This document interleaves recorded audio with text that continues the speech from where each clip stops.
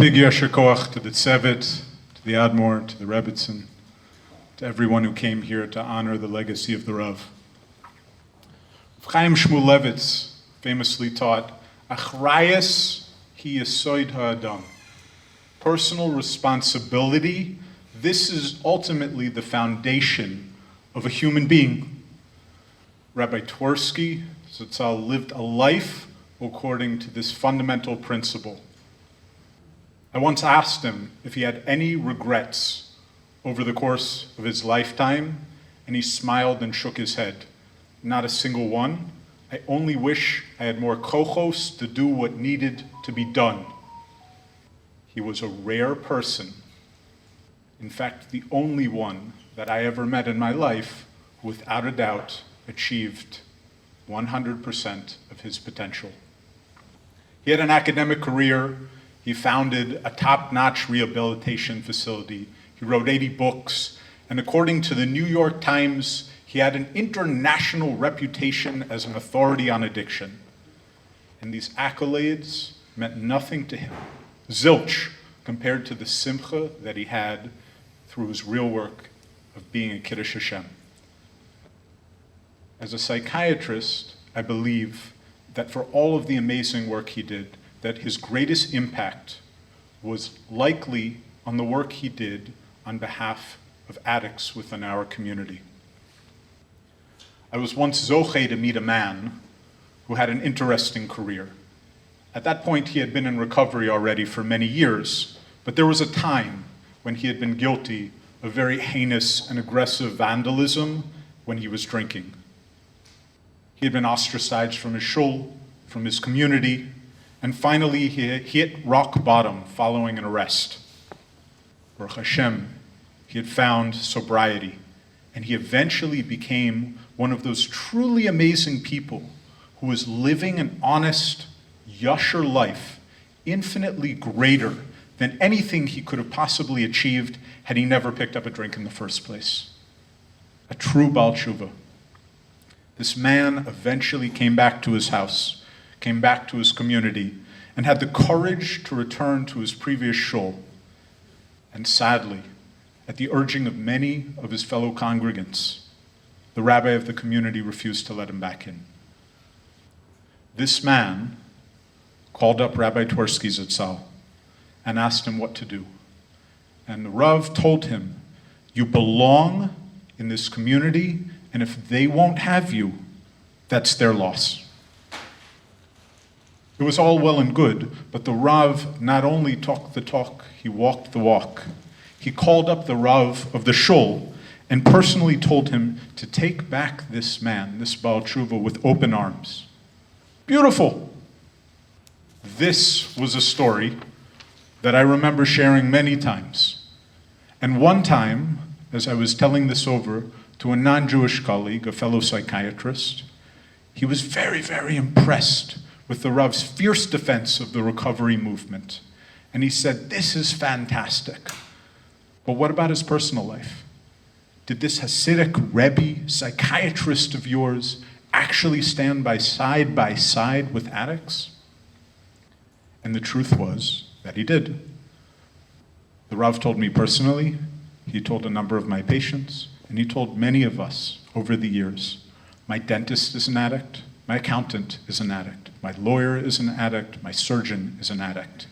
These are the only people who have done real self-work that is truly worth something. He was Toho Kabaro, as pure on the inside in his home life as he was on the outside. And that is godless. Like Avram Avinu, he opened up a tent to bring in the people who were most lost. The Gemara in Saita teaches us that Avram and Sarah had a hotel of sorts in the middle of the Midbar, and very, very desperate people in tough places who were wandering around and in need of a place to stay, in need of a cool drink and a warm meal, would stay by them. When they'd finished their food, they expected a bill. And Avram would tell them, how should you pay? You can pay me, or you can pay the Creator. I'm the only one who served it to you, but Hashem was the one who made it happen. And Avram Avinu would teach them that they had a place by the Kadosh Baruch Hu. And Rav Twersky was a true Avram Avinu, providing a place for Jews in need of sobriety to successfully find their place in Yiddishkeit. So many Jewish addicts had been turned off by a system that had scared them away from their Judaism. They were wary of Alcoholics Anonymous, of the 12-step program, because it stressed a personal relationship with God.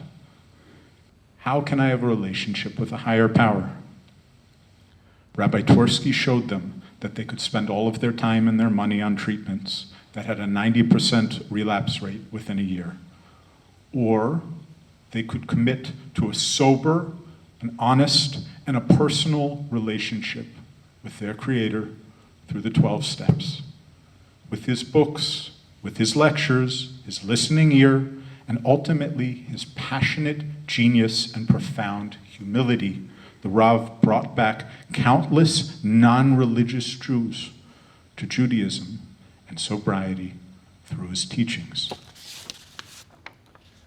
But perhaps even more important than this, and most striking, was the home that he built within Yiddishkeit for people who would have otherwise been thrown out of society.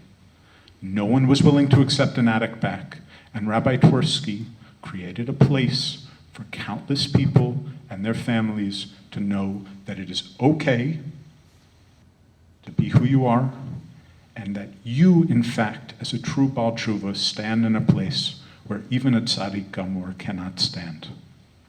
By creating this place, he brought thousands of people out of the wilderness and gave them a cool drink, a warm meal, and a place to stay within our community. And he did it because he had to. Bimkom she'ein anashim hishtadel liot ish. When no one else was doing this, the Rav was mechadesh, a place for Jewish addicts to return home. And he did this because achrayus hi yesod ha'ilam, personal responsibility, is the foundation of a human being. It was how he lived his life. And with this in mind, I oftentimes think about the Rav as I remember a famous quote from the last Lubavitcher Rebbe. You cannot add more minutes to the day, but you can utilize each moment to the fullest. We cannot do much about the length of our lives, but we can strive to determine its other dimensions. How deep will we dive to find our true mission in this world? How wide will our impact be on our fellow human beings? And how big will the shoes be when we leave them behind for others to fill? As a psychiatrist, a Jew, a Talmid of the Rav, a chassid of his Hasidus of love and achrayus, I cannot begin to tell you how big those shoes truly were. May his memory be for a blessing, and may his merit protect us all.